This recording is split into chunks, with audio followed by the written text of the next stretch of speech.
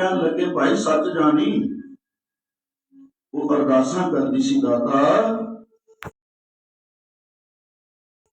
अखां विच जोत नहीं पैरां विच बल नहीं हथ कंबदे पए ने पर मेरा वस्त्र कुर्बान कर लिया तो सतनाम तुसी माई गुरदई नूं लैके आओ मैं मासी वाले उस मां दा वस्त्र लैण लई आया आखो सतनाम गुरु दा प्यार देखो कोई गुरसिख सतगुरां दे नाल प्रेम ना करे निष्काम भावना नाल सतगुरु जी दी कोई भेंट चढ़ाओ जी चढ़ाउने हो सतगुरां नूं रुमाला चढ़ाउने हो पोशाका प्रेम इन्ना को होवे कि ओ पोशाका पहनाया सतगुरु जी दे फब्बे आखो सतनाम इहो जा कोई ओहो जी चीज सतगुरां दे भेंट करिए जिहड़ी किते काम आ जाए आखो सतनाम ते गुरु सवारियो भाई गुलाबा निहाले दे घर गया ते जाके आवाज दी निहालिया घर पुत्र मिला कौन कहने लगा गुलाबा निहाला कहने लगा वो भाई खैर है इन्नी रात नूं ऐस वेले किवें तो गुलाबे ने पूछा कि माई जागदी है कहने लगा कि रात सौंदी नहीं आ कपड़ा रख के अरदासा ही करी जाती है तो गुलाबा हस के कहने लग्या कोई रौला ना पाई मेरे कलगी वाला मेरे घर आया है तेरी मां का बुनिया होया कपड़ा उसने आप मंगया है जद माई दे कन्ना विच आवाज पई तां पुछन लगी कि गुरु जी आए ने तां निहाला कहन लग्या हाँ मां तेरा वस्त्र लैण लई आए ने आखो सतनाम हुण साध संगत जी माता जी की जोत घट गई सी अखां तो दिसणों हट गया ते गुरु सवारियो जदों मां नूं पता लग्या है ते साध संगत जी माता उसे वेले भाई गुलाबे दे घर आई जाके कपड़ा रख के मत्था टेकिया क्या मेरी सची सरकार तेरी कृपा नाल वस्त्र तैयार किया है मैं किवें तेरा धन्नवाद करा तू मेरा वस्त्र प्रवान करन आया है अखां भर आईया सतगुरां ने कहा मां बैराग क्यों है कहने लगी बस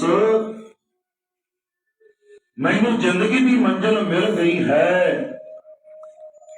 हुण किरपा कर मैं इस जर्जरे शरीर नूं छड्ड के चली जावां ते मेरी अंतली ख्वाहिश जिवें सतगुरां ने पावन वचन ने प्रेम पटोला तां सिर दिता तकन खूबत मेरी दाना वीना साई मेंढा सार ना जाना तेरी महावाक अनुसार महाराज ने कृपा की दृष्टि बख्शी कीर्तन की शुरुआत पढ़िया सी मुख उचारा शास्त्र खट पिंड गिरे चढ़ जाए अंध दिखै बदरो सुनै जो काल कृपा कराए दे महावाक अनुसार सतगुरु सच्चे पातशाह जी के दर्शन दरारे करती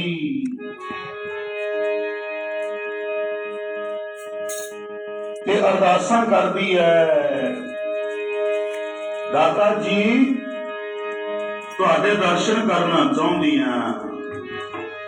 ਕੀ ਅਰਦਾਸ ਕਰਦੀ ਹੈ? ਉਹ ਤੇਰੇ ਰੱਜ ਰੱਜ ਦਰਸ਼ਨ ਪਾਵਾਂ,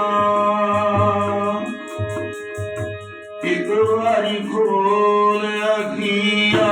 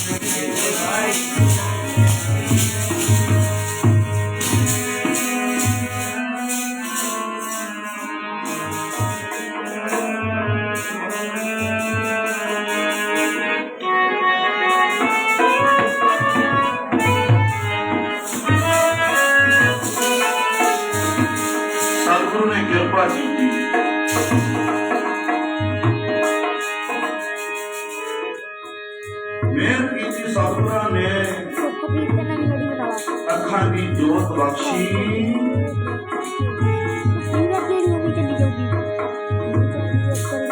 ਮਹਾਰਾਜ ਦੇ ਵਚਨ ਨੇ ਮੇਰਾ ਮਨ ਦੋਸਤ ਹੈ, ਗੁਰ ਦਰਸ਼ਨ ਤਾਈ ਬਿਰਖ ਕਰੇ ਜਬਰ ਕੀ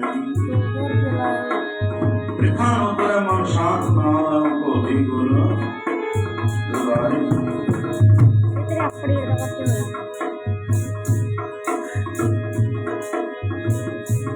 ਸਤਿਗੁਰਾਂ ਦੇ ਦਰਸ਼ਨ ਕਰਦੀ ਹੈ, ਦਰਸ਼ਨ ਕਰਕੇ ਗੁਰੂ ਜੀ ਤੇਰਾ ਧੰਨਵਾਦ।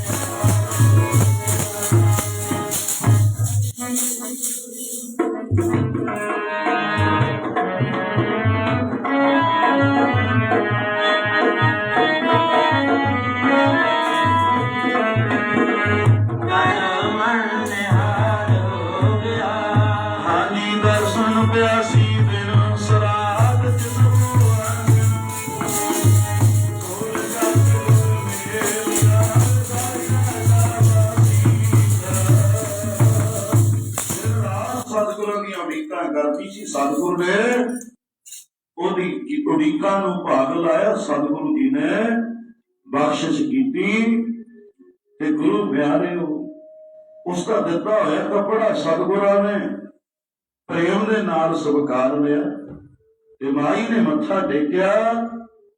ਇੱਕੋ ਦਮ ਉਸ ਦੇ ਪ੍ਰਾਣ ਬਖੇਰੂ ਉੱਡ ਗਿਆ। ਆਖੋ ਸਤਿਨਾਮ। ਤੇ ਗੁਰੂ ਜੀ ਹੱਸ ਕੇ ਕਹਿਣ ਲੱਗੇ, ਮਾਂ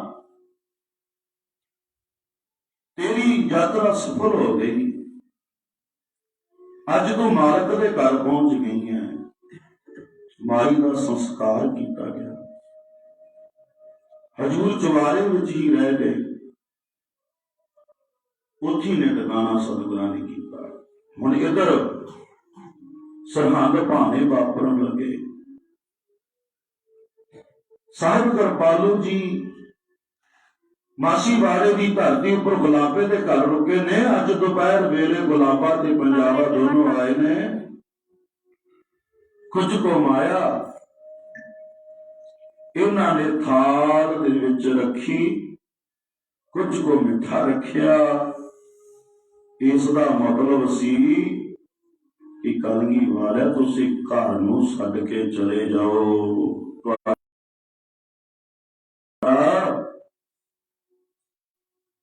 ਸਿਰਫ ਮੈਨੂੰ ਕੁਝ ਪੈਰ ਰਹਿਣ ਦਿਓ। ਰਾਤ ਆਵੇਗੀ ਤਾਂ ਮੈਂ ਤੁਹਾਡੇ ਘਰ ਨੂੰ ਛੱਡ ਕੇ ਚਲਾ ਜਾਵਾਂਗਾ। ਭਾਈ ਦਇਆ ਸਿੰਘ ਚੁੱਪ ਕਰ ਗਏ। ਭਾਈ ਧਰਮ ਸਿੰਘ ਖਾਮੋਸ਼ ਹੋ ਗਏ ਤੇ ਭਾਈ ਮਾਨ ਸਿੰਘ ਕੁਝ ਨਹੀਂ ਬੋਲੇ। ਇੰਨੀ ਦੇਰ ਨੂੰ ਗਣੀ ਖਾਂ ਤੇ ਨਵੀਂ ਖਾਂ ਜੋ ਬਾਹਰ ਗਏ ਹੋਏ ਸਨ ਅੱਜ ਘਰ ਆਏ ਤਾਂ ਇਹਨਾਂ ਦੀ ਇੱਕ ਛੋਟੀ ਜਿਹੀ ਇੱਕ ਧੀ ਹੈ। ਜਦੋਂ ਅਜੇ ਘੋੜਿਆਂ ਤੇ ਵਪਾਰੀ ਸਨ ਇਹ ਸਾਧ ਸੰਗਤ ਜਦੋਂ ਤਾਂ ਆਨੰਦਪੁਰ ਜਾਂਦੇ ਸਨ ਤੇ ਕਲਗੀ ਵਾਲੇ ਦੇ ਕੋਲ ਘੋੜੇ ਵੇਚ ਕੇ ਆਉਂਦੇ ਸਨ।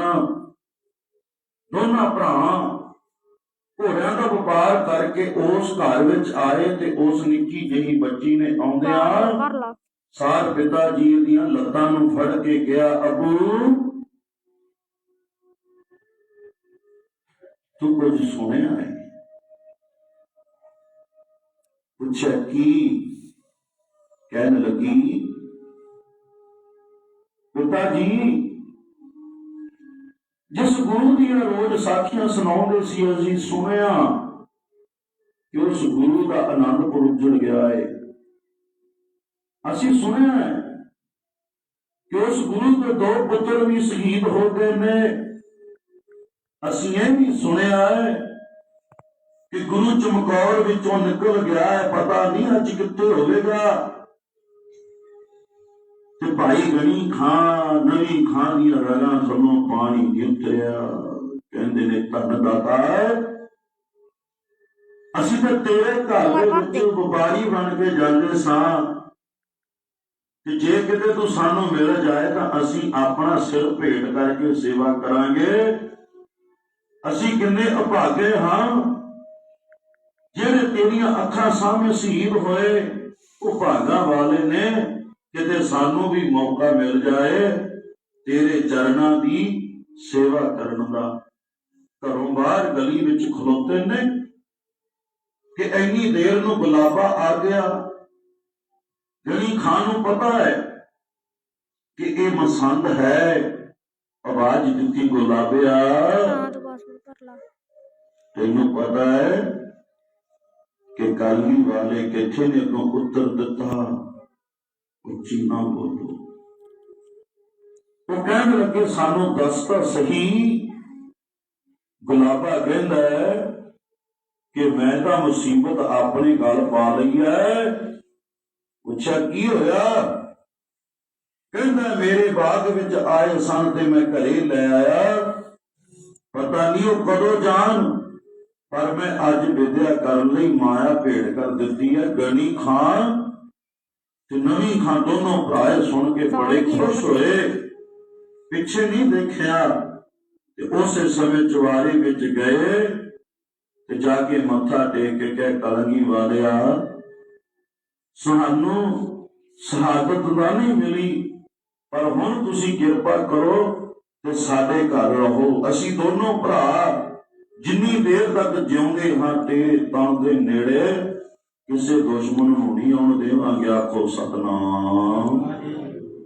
ਹਜੂਰ ਨੇ ਕਿਹਾ, ਗਣੀ ਖਾਂ ਨਵੀਂ ਖਾਂ ਬੇਟਾ ਇਹ ਤੁਹਾਡੀ ਸ਼ਰਧਾ ਤੇ ਪਿਆਰ ਹੈ। ਜਦੋਂ ਬਾਅਦ ਵਿੱਚੋਂ ਮੈਨੂੰ ਗੁਲਾਬਾ ਲੈ ਕੇ ਆਇਆ ਸੀ ਤਾਂ ਅਸੀਂ ਇਹਨੂੰ ਕਿਹਾ ਸੀ ਕਿ ਸਾਨੂੰ ਇੱਥੇ ਰਹਿਣ ਦੇ। ਅਸੀਂ ਤਾਂ ਮਾਈ ਗੁਰਦਈ ਦੀ ਭਾਵਨਾ ਲਈ ਆਏ ਹਾਂ। ਦੋਨੋਂ ਭਰਾ ਰੋ ਪਏ। ਦਾਤਾ ਸਾਡੇ ਉੱਤੇ ਭਰੋਸਾ ਨਹੀਂ। ਕੀ ਗੱਲ ਮਹਾਰਾਜ? ਸਾਨੂੰ ਸੇਵਾ ਤੋਂ, ਸਾਨੂੰ ਦਰਸ਼ਨਾਂ ਤੋਂ ਵਾਂਝੇ ਕਰਕੇ ਚੱਲੇ। ਮਹਾਰਾਜ ਭਰੋਸਾ ਨਹੀਂ, ਤੂੰ ਸਾਡੇ ਤੇ ਭਰੋਸਾ ਕਰ। ਸਤਿਗੁਰੂ ਜੀ ਅਸੀਂ ਤੇ ਸੇਵਾ ਕਰਨੀ ਚਾਹੁੰਦੇ ਹਾਂ ਤੁਹਾਡੀ। ਦੋਨੋਂ ਭਰਾ ਰਾਤ ਨੂੰ ਗੁਰੂ ਕਲਗੀ ਵਾਲੇ ਨੂੰ ਆਪਣੇ ਘਰ ਲੈ ਗਏ। ਤੇਜ਼ ਹਵਾ ਚੱਲਦੀ ਪਈ ਸੀ। ਹਵਾ ਨੂੰ ਮੁਖਾਤਬ ਕਰਕੇ ਭਾਈ ਨੰਦ ਲਾਲ ਜੀ ਨੇ ਇੱਕ ਸ਼ੇਰ ਕਿਹਾ ਸੀ। ਕਹਿੰਦੇ ਹਨ ਕਿ ਤੇਜ਼ ਚੱਲਣ ਵਾਲੀ ਹਵਾ, ਤੈਨੂੰ ਪਤਾ ਹੈ ਕਿ ਮੈਂ ਗੁਰੂ ਕਲਗੀ ਵਾਲੇ ਦਾ ਸਿੱਖ ਹਾਂ। ਮੈਂ ਦੁਨੀਆ ਦਾ ਹਰ ਸੁੱਖ ਠੁਕਰਾ ਕੇ ਇਸ ਦੇ ਭਾਂਡੇ ਮਾਂਜਣੇ ਸ਼ੁਰੂ ਕੀਤੇ ਹਨ। ਮੈਂ ਇਸ ਦੇ ਕੁੱਕਰਾਂ ਤੋਂ ਵੀ ਭੈੜਾ ਹਾਂ, ਪਰ ਇੱਕ ਕੰਮ ਕਰੀ ਕਿ ਮੇਰੀ ਮੌਤ ਤੋਂ ਬਾਅਦ ਮੇਰੇ ਤਨ ਦੀ ਜਦੋਂ ਚਿਖਾ ਬਣੇ, ਚਿਖਾ ਨੂੰ ਲਾਂਬੂ ਲੱਗੇ ਤੇ ਤਨ ਦੀ ਰਾਖ ਜਦੋਂ ਬਣੇ ਤਾਂ ਮੇਰੀ ਰਾਖ ਉਦੋਂ ਤੇਜ਼ ਨਾ ਚੱਲੀ। ਮੇਰੀ ਮੜੀ ਦੀ ਸੁਆਹ ਨੂੰ ਕਿਸੇ ਦੂਜੇ ਦੇ ਦਰਵਾਜ਼ੇ ਤੇ ਨਾ ਸੁੱਟੀ। ਮੈਂ ਚਾਹੁੰਦਾ ਕਿ ਮੇਰੇ ਮਰਨ ਤੋਂ ਬਾਅਦ ਮੇਰੀ ਮੜੀ ਦੀ ਸੁਆਹ ਵੀ ਕਲਗੀ ਵਾਲਿਆਂ ਦੇ ਬੂਹੇ ਵਿੱਚ ਪਈ ਰਹੇ। ਆਖੋ ਸਤਨਾਮ। ਭਾਈ ਗਣੀ ਖਾਂ ਤੇ ਭਾਈ ਨਵੀ ਖਾਂ ਦੀਆਂ ਕਬਰਾਂ ਬੋਲ ਕੇ ਕਹਿੰਦੀਆਂ ਹਨ ਕਿ ਸਾਡੇ ਅਖੀਰ ਦੇ ਤਨ, ਸਾਡਾ ਅੰਤਲਾ ਸਮਾਂ, ਸਾਡੀ ਕਬਰ ਵੀ ਗੁਰੂ ਦੇ ਬੂਹੇ ਵਿੱਚ ਬਣਾਇਓ।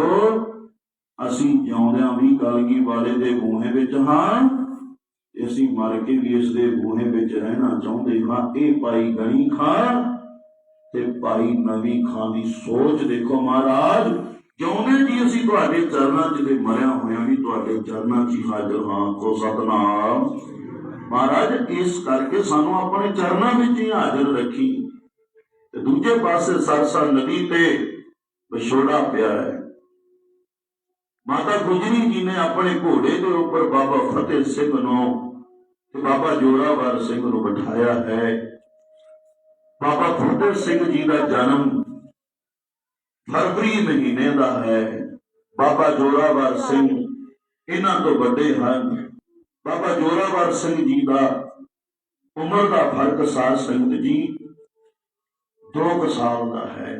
ਬਾਬਾ ਜੋਰਾਵਰ ਸਿੰਘ ਦੀ ਉਮਰ 7 ਸਾਲ ਤੇ ਕੁਝ ਮਹੀਨੇ ਵਿੱਚ ਹੀ ਗਈ ਹੈ ਤੇ ਬਾਬਾ ਫਤਿਹ ਸਿੰਘ ਦੀ ਉਮਰ 5 ਸਾਲ ਦੀ ਹੈ। ਮਾਂ ਨੇ ਸਰਸਾ ਪਾਰ ਕੀਤਾ। ਪੁੱਤਰ ਨਜ਼ਰ ਨਹੀਂ ਆਇਆ, ਨੂੰਹਾਂ ਨਜ਼ਰ ਨਹੀਂ ਆਈਆਂ, ਆਪਣੇ ਵੱਡੇ ਪੋਤਰੇ ਨਹੀਂ ਨਜ਼ਰ ਆਏ। ਜਦੋਂ ਸਰਸਾ ਨੂੰ ਪਾਰ ਕੀਤਾ ਤਾਂ ਬਾਬਾ ਜੋਰਾਵਰ ਸਿੰਘ ਨੇ ਪੁੱਛਿਆ ਸੀ, ਦਾਦੀ ਮਾਂ ਆਪਣੇ ਕਿਰੇ ਪਿੱਛੇ ਰਹਿ ਗਏ ਨੇ, ਮੇਰੇ ਵੀਰ ਪਿੱਛੇ ਰਹਿ ਗਏ ਨੇ, ਪਿਤਾ ਜੀ ਪਤਾ ਨਹੀਂ ਕਿੱਥੇ ਚਲੇ ਗਏ, ਕਿਉਂ ਅਨੰਦਪੁਰ ਦੇ ਕਹਿਰੇ ਪੈ ਗਏ। ਕਹਿਣ ਲੱਗੇ, ਲਾਲ ਜੀ ਹੁਣ ਉਹਨਾਂ ਮਹਿਲਾਂ ਵਿੱਚ ਪਹੁੰਚਾਂਗੇ ਜਿਸ ਮਹਿਲ ਵਿੱਚ ਤੁਹਾਡਾ ਦਾਦਾ ਬੈਠਾ ਹੋਇਆ ਹੈ, ਦਿਸਦਾ ਪਿਆ ਸੀ ਕਿ ਹੋਣੀ ਵਾਪਰਨ ਵਾਲੀ। ਆਖੋ ਸਤਨਾਮ। ਹਜ਼ੂਰ ਦੇ ਮਾਤਾ ਦੇ ਬੱਚੇ ਚੱਲੇ ਨੇ। ਰਸਤੇ ਵਿੱਚ ਗੰਗੂ ਨੂੰ ਮਿਲਿਆ। ਉਹ ਆਪਣੇ ਪਿੰਡ ਖੇੜੀ ਲੈ ਕੇ ਆ ਗਿਆ। ਸ਼ਾਮ ਦਾ ਵੇਲਾ ਸੀ। ਮਾਤਾ ਗੁਜਰੀ ਜੀ ਤੇ ਦੋਨੋਂ ਲਾਲ ਉਹਨਾਂ ਨੂੰ ਅੱਜ ਕਈ ਦਿਨਾਂ ਬਾਅਦ ਸਾਧ ਸੰਗਤ ਜੀ ਰੁੱਖਾ ਸੁੱਖਾ ਮਿੱਸਾ ਜੋ ਗੰਗੂ ਦੇ ਘਰ ਸੀ ਉਹਨਾਂ ਨੂੰ ਖਾਣ ਨੂੰ ਮਿਲਿਆ। ਸਾਧ ਸੰਗਤ ਸ਼ਾਮ ਦੇ ਵੇਲੇ ਮਾਂ ਦੋਨੋਂ ਪੋਤਿਆਂ ਨੂੰ ਲੈ ਕੇ ਆਪਣੇ ਸੀਨੇ ਨਾਲ ਲਾ ਕੇ ਰਾਤ ਨੂੰ ਇਕੱਠਿਆਂ ਨੇ ਸ਼ਾਮ ਵੇਲੇ ਪਾਠ ਕੀਤਾ। ਮਾਤਾ ਜੀ ਅੱਜ ਮੰਜੀ ਉੱਪਰ ਪਏ ਨੇ। ਸੱਜੇ ਤੇ ਖੱਬੇ ਦੋਨੋਂ ਪੋਤਰੇ ਚੌਂਕੜੀ ਮਾਰ ਕੇ ਬੈਠ ਗਏ ਨੇ। ਮਾਤਾ ਗੁਜਰੀ ਜੀ ਦਾ ਕਰਤਾਰਪੁਰ ਸਾਹਿਬ ਦੀ ਧਰਤੀ ਤੇ ਵਿਆਹ ਹੋਇਆ ਸੀ। ਜਦੋਂ ਮਾਤਾ ਗੁਜਰੀ ਜੀ ਡੋਲੀ ਵਿੱਚ ਬੈਠੇ ਸਨ ਤੇ ਪਿਤਾ ਭਾਈ ਲਾਲ ਚੰਦ ਆਏ। ਗੁਰੂ ਹਰਗੋਬਿੰਦ ਸਾਹਿਬ ਨੂੰ ਕਹਿੰਦੇ ਹਨ, ਦਾਤਾ ਮੈਂ ਗਰੀਬ ਕੁਝ ਨਹੀਂ ਦੇਣ ਜੋਗਾ। ਉਹ ਕਹਿਣ ਲੱਗੇ, ਜਿਸ ਨੇ ਆਪਣੇ ਜਿਗਰ ਦਾ ਟੋਟਾ ਦੇ ਦਿੱਤਾ ਹੈ ਤਾਂ ਬਾਕੀ ਲਾਲ ਚੰਦ ਤੁਸੀਂ ਪਿੱਛੇ ਰੱਖਿਆ ਕੀ ਹੈ। ਗੁਰੂ ਤੇਗ ਬਹਾਦਰ ਜੀ ਦੀ 21 ਸਾਲ ਦੇ ਕਰੀਬ ਬਾਬਾ ਬਕਾਲਾ ਸਾਹਿਬ ਦੀ ਧਰਤੀ ਤੇ ਕਰਤਾਰ ਦੀ ਯਾਦ ਵਿੱਚ ਜੁੜੇ ਨੇ ਤੇ ਕਲਗੀ ਵਾਲੇ ਕਹਿੰਦੇ ਨੇ ਕਿ ਜਿੱਥੇ ਮੇਰੇ ਪਿਤਾ ਜੀ ਭਗਤੀ ਕਰਦੇ ਸਨ ਉੱਥੇ ਮੇਰੀ ਮਾਂ ਦਾ ਸਿਦਕ ਸੀ।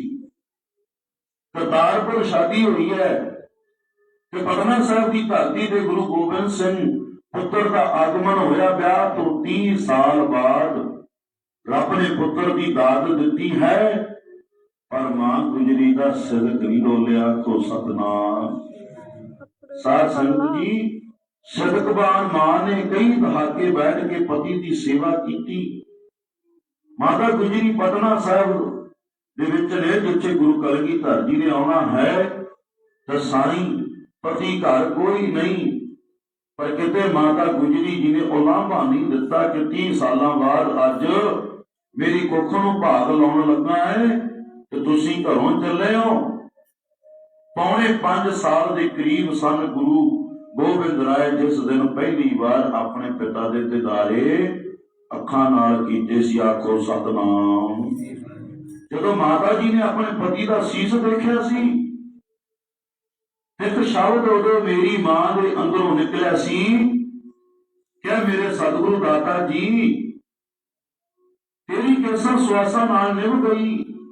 ਮੈਂ ਰੱਬ ਦੀ ਰਜ਼ਾ ਵਿੱਚ ਇਸ ਜ਼ਿੰਦਗੀ ਨੂੰ ਗੁਜ਼ਾਰਾਂਗੀ, ਪਰ ਇੱਕ ਕਿਰਪਾ ਕਰੀ ਕਿ ਮੈਂ ਵੀ ਅੰਤਲੇ ਸਮੇਂ ਤੱਕ ਤੇਰੀ ਤਰ੍ਹਾਂ ਨਿਭ ਜਾਵਾਂ। ਆਖੋ ਸਤਨਾਮ। ਅੱਜ ਉਹੀ ਮਾਤਾ ਗੁਜਰੀ ਗੰਗੂ ਦੇ ਘਰ ਬੈਠੇ ਨੇ ਤੇ ਦੋਨੋਂ ਪੋਤੇ ਕੋਲ ਨੇ। ਮਾਤਾ ਜੀ ਨੇ ਕਿਹਾ, ਲਾਲ ਜੀ ਰਾਤ ਬੀਤ ਰਹੀ ਹੈ, ਆਰਾਮ ਕਰੋ। ਮਾਤਾ ਜੀ ਕੋਲ ਕੁਝ ਧਨ ਸੀ, ਮੋਹਰਾਂ ਸਨ। ਗੰਗੂ ਦੀ ਨੀਅਤ ਫਿੱਟ ਗਈ। ਉਸਨੇ ਮਾਤਾ ਜੀ ਦੇ ਸਰਾਣਿਓਂ ਰਾਤ ਨੂੰ ਮੋਹਰਾਂ ਚੁੱਕੀਆਂ ਤੇ ਸਾਧ ਸੰਗਤ ਜੀ, ਗੰਗੂ ਨੂੰ ਭੁਲੇਖਾ ਪੈ ਗਿਆ ਕਿਤੇ ਮਾਤਾ ਜੀ ਸੌਂ ਗਏ ਨੇ। ਆਖੋ ਸਤਨਾਮ। ਪਰ ਉਹ ਮਾਂ ਕਿੱਥੇ ਸੌਵੇਂ ਪਾਈ। ਉਹ ਕਿਸ ਤਰ੍ਹਾਂ ਸੌਂ ਸਕਦੀ ਹੈ ਜਿਸ ਦਾ ਪੁੱਤਰ ਪੁੱਤਰੇ ਨੂੰਹਾਂ ਹੱਸਦਾ ਵਸਦਾ ਘਰ ਉੱਜੜ ਗਿਆ ਹੋਵੇ। ਸੰਤ ਮਹਾਂਪੁਰਖ ਪੜ੍ਹਿਆ ਕਰਦੇ ਸੀ, ਉਹਨੂੰ ਨੀਂਦ ਕਿਵੇਂ ਆਵੇ ਜੀਦਾ ਵਿਛੜ ਗਿਆ ਪਰਿਵਾਰ।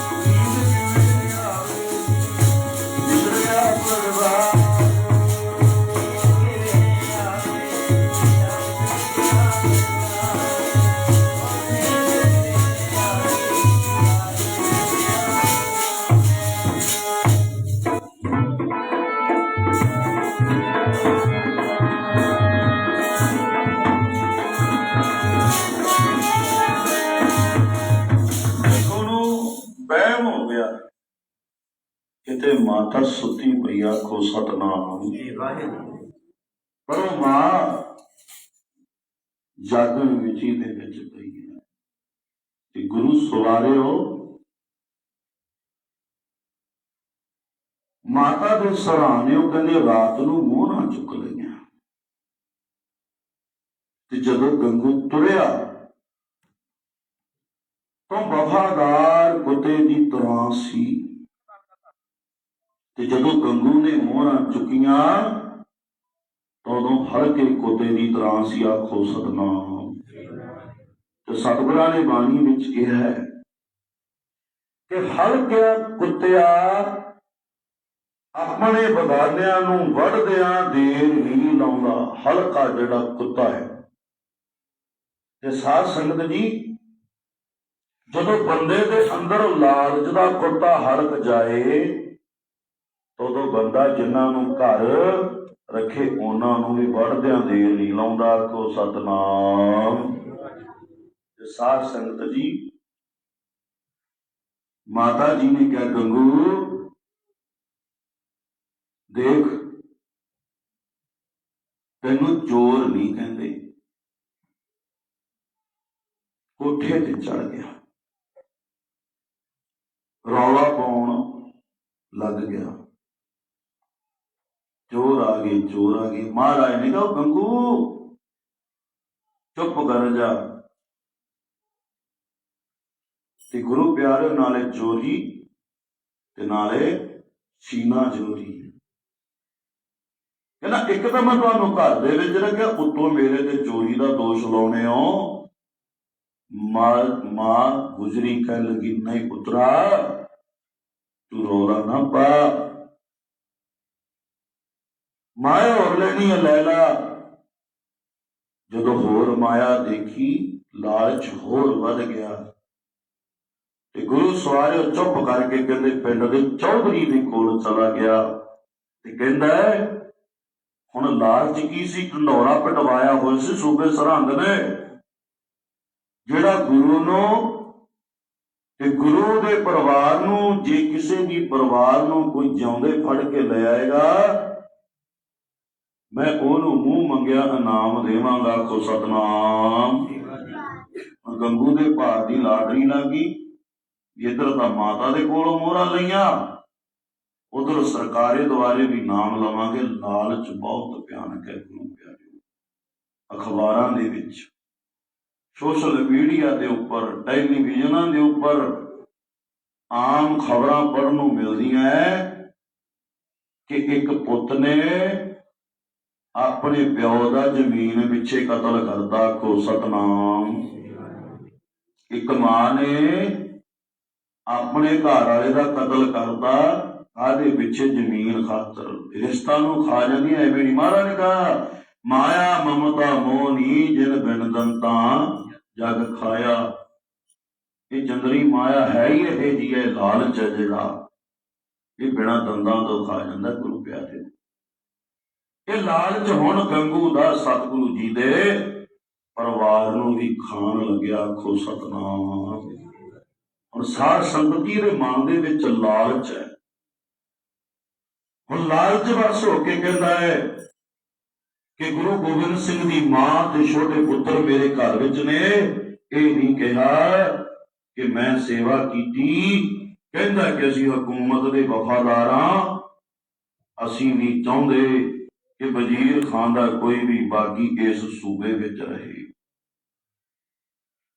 ਉਸ ਵੇਲੇ ਪਿੰਡ ਦਾ ਚੌਧਰੀ ਤੇ ਗੰਗੂ ਦੋਨੋਂ ਇਕੱਠੇ ਹੋਏ। ਚੌਧਰੀ ਆਇਆ, ਉਸਨੇ ਮਾਤਾ ਜੀ ਨੂੰ ਦੇਖਿਆ। ਚੌਧਰੀ ਬੰਦੇ ਲੈ ਕੇ ਆਇਆ ਸੀ। ਬਾਬਾ ਫਤਿਹ ਸਿੰਘ ਪੁੱਛਦੇ ਨੇ ਮਾਂ ਇਹ ਬੰਦੇ ਕਿਉਂ ਸਾਡੇ ਕੋਲ ਬੈਠ ਗਏ ਨੇ? ਚੌਧਰੀ ਨੇ ਕਿਹਾ ਕਿ ਮੈਂ ਮੁਰੰਡੇ ਜਾਂਦਾ ਹਾਂ ਤੇ ਤੁਸੀਂ ਓਨੀ ਦੇਰ ਤੱਕ ਗੁਰੂ ਦੇ ਬੱਚਿਆਂ ਦੇ ਮਾਂ ਕੋਲ ਬੈਠਣਾ। ਚੌਧਰੀ ਦੇ ਸਾਧ ਸੰਗਤ ਜੀ ਆਦਮੀ ਘਰ ਦੇ ਸਾਹਮਣੇ ਬੈਠ ਕੇ ਪੁੱਛਦੇ ਨੇ ਮਾਂ ਇਹ ਕਿਉਂ ਸਾਡੇ ਕੋਲ ਆ ਕੇ ਬੈਠੇ ਨੇ? ਮਾਤਾ ਗੁਜਰੀ ਨੇ ਕਿਹਾ ਬੇਟਾ ਬਸ ਅੰਦਰ ਦੇ ਸਿਦਕ ਨੂੰ ਡੋਲਣ ਨਾ ਦੇਣਾ। ਉਹ ਵਾਪਰਨ ਵਾਲਾ ਹੈ ਜਿਹੜਾ ਮੇਰੇ ਜਹਨ ਦੇ ਵਿੱਚ ਚੱਲਦਾ ਪਿਆ ਸੀ। ਆਖੋ ਸਤਨਾਮ। ਤੇ ਗੰਗੂ ਖੇੜੀ ਤੋਂ ਤੁਰਿਆ ਤੇ ਜਾ ਪਹੁੰਚਿਆ ਮਰਿੰਡੇ। ਇਸ ਨੇ ਜਾਨੀ ਖਾਂ ਤੇ ਮਾਨੀ ਖਾਂ ਕੋਲ ਜਾ ਕੇ ਰਿਪੋਰਟ ਕੀਤੀ। ਕਹਿੰਦਾ ਕਿ ਗੁਰੂ ਦੇ ਪੁੱਤਰ ਤੇ ਗੁਰੂ ਦੀ ਮਾਂ ਮੇਰੇ ਘਰ ਵਿੱਚ ਨੇ। ਮਰਿੰਡੇ ਤੋਂ ਜਾਨੀ ਖਾਂ ਤੇ ਮਾਨੀ ਖਾਂ ਆਏ। ਉਹਨਾਂ ਨੇ ਗੰਗੂ ਦੇ ਘਰੋਂ ਮਾਤਾ ਜੀ ਨੂੰ ਤੇ ਮਾਤਾ ਜੀ ਦੇ ਪੋਤਰਿਆਂ ਨੂੰ ਗ੍ਰਿਫਤਾਰ ਕੀਤਾ ਹੈ। ਮਾਤਾ ਗੁਜਰੀ ਜੀ ਕਹਿਣ ਲੱਗੇ, ਜਿਸ ਟਕਿਆਂ ਦੀ ਖਾਤਰ ਤੂੰ ਛੋਟੇ ਲਾਲਾ ਨੂੰ ਤੇ ਮੈਨੂੰ ਗ੍ਰਿਫਤਾਰ ਕਰਾਇਆ ਹੈ, ਉਹ ਗੰਗੂਆ ਇਹ ਟਕੇ ਤੇਰੀ ਮੌਤ ਦਾ ਕਾਰਨ ਬਣਨਗੇ। ਆਖੋ ਸਤਨਾਮ। ਤੇ ਗੁਰੂ ਸਵਾਰਿਓ, ਗ੍ਰਿਫਤਾਰੀ ਤੋਂ ਬਾਅਦ ਪਹਿਲੀ ਰਾਤ ਸਾਧ ਸੰਗਤ ਜੀ ਮੋਰਿੰਡੇ ਰਹੇ ਨੇ। ਕਹਿਣ ਦਾ ਭਾਵ 24 ਤਰੀਕ ਦੀ ਰਾਤ ਤੇ 25 ਤੇ 26 ਦੀ ਰਾਤ ਸੂਬੇ ਸਰਹੰਦ ਦੇ ਠੰਡੇ ਬੁਰਜ ਦੇ ਵਿੱਚ ਮਾਤਾ ਜੀ ਤੇ ਲਾਲ ਜੀ ਰਹੇ ਨੇ। ਅੱਜ 25 ਦਸੰਬਰ ਹੈ ਗੁਰੂ ਪਿਆਰਿਓ। ਅੱਜ ਦੀ ਰਾਤ ਮਾਤਾ ਗੁਜਰ ਕੌਰ ਜੀ ਛੋਟੇ ਸਾਹਿਬਜ਼ਾਦਿਆਂ ਨੂੰ ਮੋਰਿੰਡੇ ਤੋਂ ਸੂਬੇ ਸਰਹੰਦ ਦੇ ਸਤਿਗੁਰੂ ਜੀ ਦੇ ਲਾਲਾਂ ਤੇ ਮਾਤਾ ਜੀ ਨੂੰ ਠੰਡੇ ਬੁਰਜ ਦੇ ਵਿੱਚ ਰੱਖਿਆ। ਉਹ ਅੱਜ ਦੀ ਰਾਤ ਹੈ। ਆਖੋ ਸਤਨਾਮ। ਤੇ ਸਾਧ ਸੰਗਤ ਜੀ, ਹੁਣ ਰਸਤੇ ਦਾ ਸੀਨ ਹੈ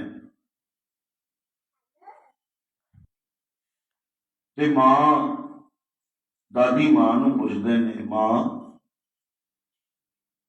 ਕਿੱਥੇ ਚੱਲੇ ਆ?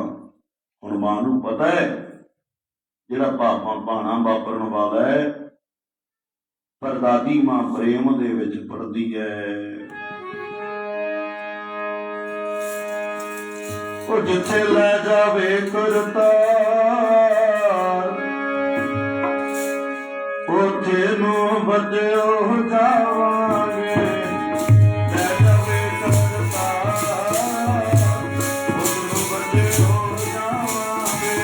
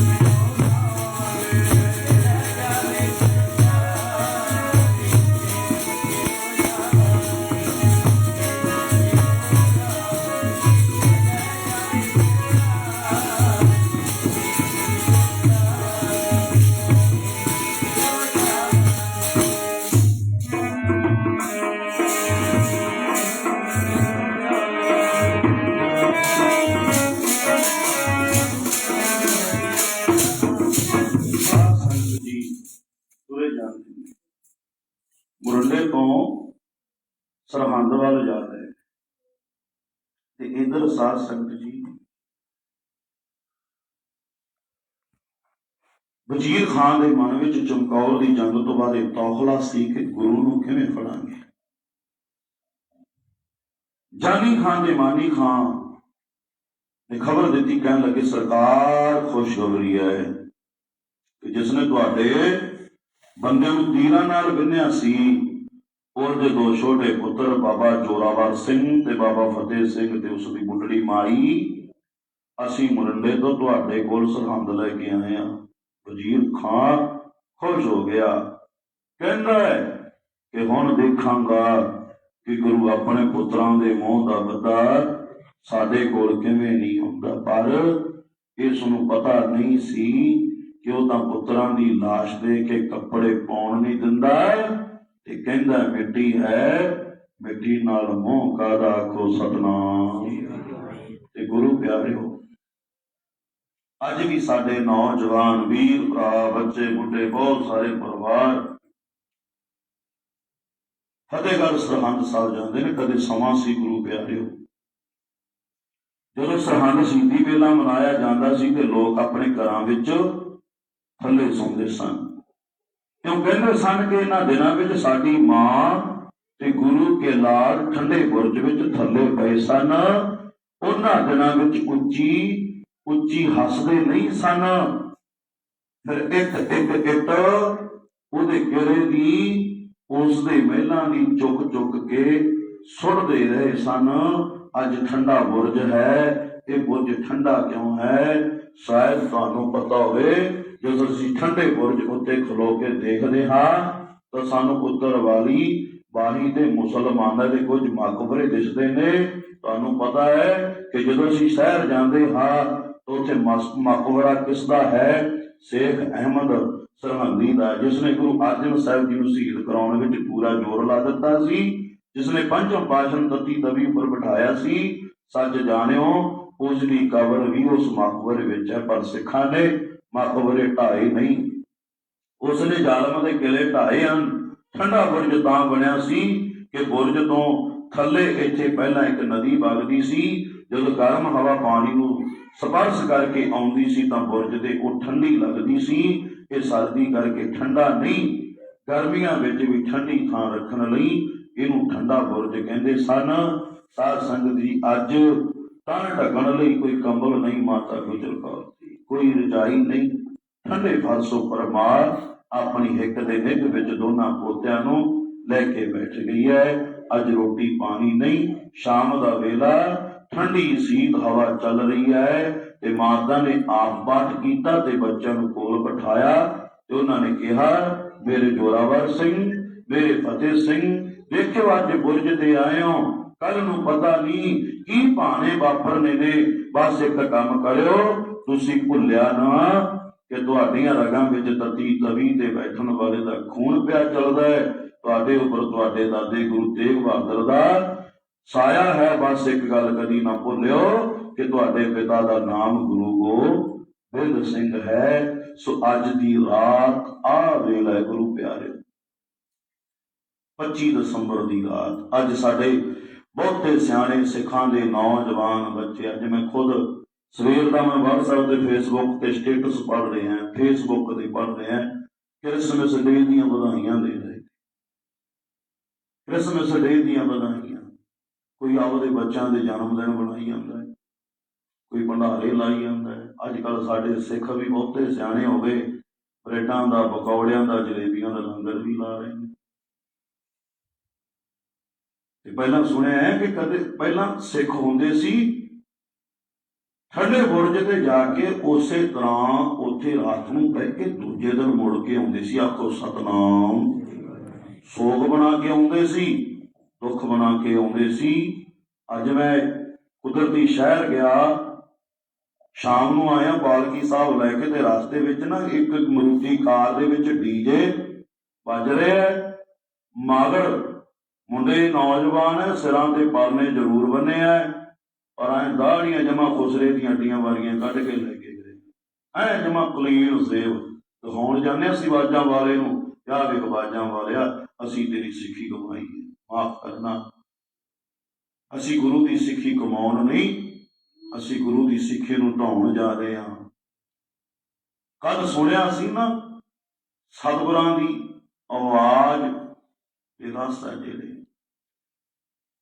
ਦਬੀ ਦੀ ਆਵਾਜ਼ ਦੇ ਵਿੱਚ ਸਤਿਗੁਰਾਂ ਨੇ ਨਾ, ਗੁਰੂ ਪਿਆਰਿਓ, ਕਿਸੇ ਵਿਦਵਾਨ ਨੇ ਲਿਖਿਆ, ਕਿਸੇ ਵਿਦਵਾਨ ਨੇ ਇੱਕ ਸਿੱਖ ਨੂੰ ਸਵਾਲ ਕੀਤਾ।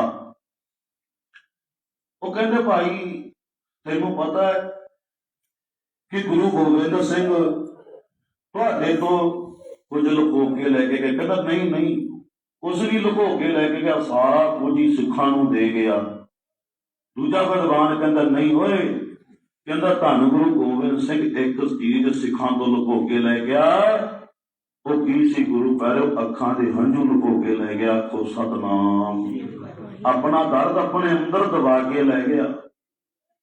ਪਰ ਅੱਜ ਦਸ਼ਮੇਸ਼ ਪਿਤਾ ਮਹਾਰਾਜ ਸੱਚੇ ਪਾਤਸ਼ਾਹ ਨੂੰ ਉਦੋਂ ਵੀ ਪੁੱਛਿਆ ਸੀ, ਮਹਾਰਾਜ ਤੁਹਾਨੂੰ ਦੁੱਖ? ਕਹਿੰਦੇ ਦੁੱਖ ਨਹੀਂ, ਆ ਮੈਂ ਆਪਣੇ ਲਾਲਾਂ ਤੇ ਇਹੋ ਜਿਹਾ ਬੀਜ ਕੇ ਗਿਆ, ਇਹੋ ਜਿਹੇ ਹਜ਼ਾਰਾਂ ਲਾਲ ਪੈਦਾ ਹੋਣਗੇ, ਇਹੋ ਜਿਹੇ ਹਜ਼ਾਰਾਂ ਜੋਰਾਵਰ ਵਰਗੇ ਸਾਧ ਸੰਗਤ ਜੀ ਪੈਦਾ ਹੋਣਗੇ, ਜੁਝਾਰ ਵਰਗੇ 14 ਸਾਲ ਦੀ ਉਮਰ। ਕੱਲ ਆਪ ਸੰਗਤਾਂ ਨੇ ਇਤਿਹਾਸ ਸੁਣਿਆ, ਪਰ ਅੱਜ ਮੇਰੇ ਆਵਾਜ਼ਾਂ ਵਾਲੇ ਸਾਡੇ ਤੇ ਮਾਣ ਕਰਦੇ ਸੀ, ਪਰ ਅੱਜ ਸੱਚਮੁੱਚ ਕਲਗੀਧਰ ਦੇ ਅੱਖਾਂ ਵਿੱਚੋਂ ਹੰਝੂ ਜ਼ਰੂਰ ਆਉਂਦੇ ਹੋਣਗੇ, ਕਿਉਂਕਿ ਕਲਗੀਧਰ ਸੱਚੇ ਪਾਤਸ਼ਾਹ ਜੀ ਦੇ ਅਸੀਂ ਬਚਨਾਂ ਤੇ ਪੈਰਾਂ ਨਹੀਂ ਦੇ ਰਹੇ। ਇਸ ਗੁਰੂ ਪਿਆਰਿਓ, ਸਮਾਂ ਹੋ ਗਿਆ ਸਮਾਪਤੀ ਦਾ, ਸੋ ਧਿਆਨ ਲਈਏ। ਅੱਜ ਦੀ ਰਾਤ ਸਤਿਗੁਰੂ ਮਹਾਰਾਜ ਦੇ ਮਾਤਾ ਜੀ ਤੇ ਸਾਹਿਬਜ਼ਾਦੇ ਠੰਡੇ ਬੁਰਜ ਦੀ ਕਾਲੀ ਗੋਰੀ ਠੰਡੀ ਰਾਤ ਦੇ ਵਿੱਚ ਠਹਿਰੇ। ਕੋਸ਼ਿਸ਼ ਕਰਨੀ ਘਰ ਦੇ ਵਿੱਚ ਜਾ ਕੇ ਘੱਟੋ ਘੱਟ ਅੱਧਾ ਪੌਣਾ ਘੰਟਾ ਬਾਹਰ ਵਿਹੜੇ ਦੇ ਵਿੱਚ ਬੈਠ ਕੇ ਮਹਿਸੂਸ ਕਰਿਓ ਗੁਰੂ ਪਿਆਰਿਓ। ਉਹ ਠੰਡ ਉਹੀ ਜੀ ਤਾਂ ਅੱਜ ਸਾਧ ਸੰਗਤ ਜੀ ਠੰਡ ਵੀ ਨਹੀਂ ਹੈ, ਪਰ ਫੇਰ ਵੀ ਮਹਿਸੂਸ ਕਰੀਏ ਉਸ ਵੇਲੇ ਨੂੰ। ਸੁਭਾਗਾ ਵਾਲਿਓ, ਭਾਈ ਸਤਿਗੁਰਾਂ ਦੇ ਵੱਡੇ ਔਰ ਛੋਟੇ ਸਾਹਿਬਜ਼ਾਦੇ ਮਾਤਾ ਗੁਜਰ ਕੌਰ ਜੀ ਦੇ ਯਾਦ ਨੂੰ ਸਮਰਪਿਤ ਸਤਿਗੁਰਾਂ ਦੇ ਚਰਨਾਂ 'ਚ ਆਪਾਂ ਸਾਰੇ ਰਲ ਮਿਲ ਕੇ ਹਾਜ਼ਰੀ ਭਰਦੇ ਹਾਂ। ਮਹਾਰਾਜ ਮਿਹਰ ਕਰੇ, ਜਿੰਨਾ ਇਤਿਹਾਸ ਸੁਣਿਆ ਉਸ ਇਤਿਹਾਸ ਦੇ ਦਰਦ ਨੂੰ ਆਪਣੇ ਮਨ ਦੇ ਵਿੱਚ ਮਹਿਸੂਸ ਕਰਕੇ ਕਲਗੀਧਰ ਸੱਚੇ ਪਾਤਸ਼ਾਹ ਮਹਾਰਾਜ ਜੀ ਦੇ ਚਰਨਾਂ 'ਚ ਅਰਦਾਸ ਕਰੀਏ। ਲਾਸਟ ਅਰਦਾਸ ਹੈ, ਧਾਰਨਾ ਦੇ ਵਿੱਚ ਸਾਰੇ ਗੱਜ ਵੱਜ ਕੇ ਬੋਲਿਓ, ਮਾਲਕਾ ਸਿਰ ਚਲਾ ਜਾਏ, ਘਰ-ਬਾਰ ਲੁੱਟਿਆ ਜਾਏ, ਧਨ ਦੌਲਤ ਪੈਸਾ ਲੁੱਟਿਆ ਜਾਏ, ਤੇ ਜ਼ਿੰਦਗੀ ਹਾਰ ਜਾਈਏ, ਪਰ ਮਾਲਕਾ ਤੇਰੇ ਸਦਕ ਦੇ ਪੂਰ ਜਾੜੀਏ। ਪੜਿਓ ਪ੍ਰੇਮ ਦੇ ਨਾਲ ਲਾਸਟ ਧਾਰਨਾ, ਫਿਰ ਆਪਾਂ ਗੁਰੂ ਸਤੋਤਰ ਪੜ੍ਹ ਕੇ ਸਮਾਪਤੀ ਕਰਾਂਗੇ। ਉਹ ਸਿਰ ਜਾਵੇ ਤਾਂ ਜਾਵੇ ਸਾਡਾ ਸਿੱਖੀ ਸਦਕਣਾ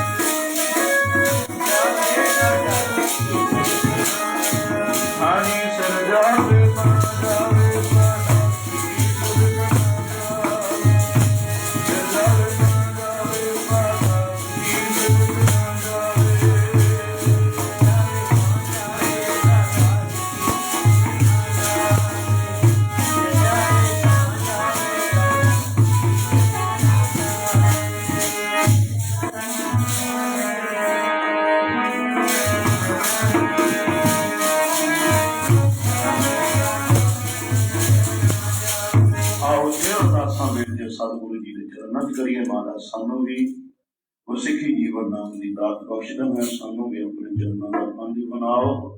ਸੋ ਤਮਾਮ ਗੁਰਮਤਿ ਦੀਆਂ ਵਿਚਾਰਾਂ ਗੁਰ ਅਭਿਆਸ ਵਾਜਦਿਆਂ ਹੋਈਆਂ ਅਨੇਕਾਂ ਤਰ੍ਹਾਂ ਦੀਆਂ ਭੁੱਲਾਂ ਸਤਿਗੁਰੂ ਜੀ ਗੁਰੂ ਕੀ ਸੰਗਤ ਬਖਸ਼ਣਯੋਗ ਹੈ।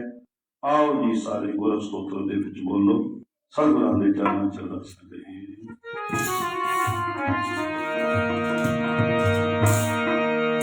ਵਾਹਿਗੁਰੂ ਵਾਹਿਗੁਰੂ ਵਾਹਿਗੁਰੂ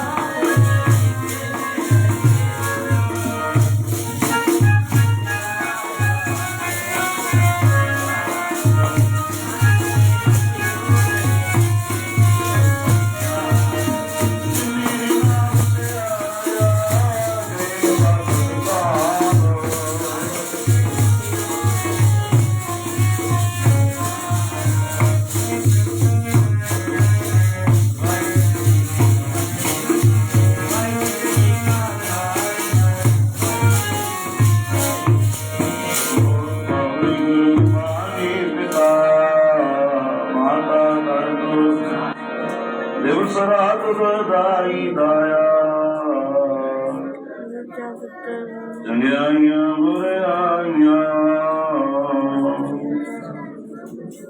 ਕਰਮੀ ਆਪੋ ਆਪਣੀ ਜਿਨੀ ਨਾਮ ਤੇ ਆਇਆ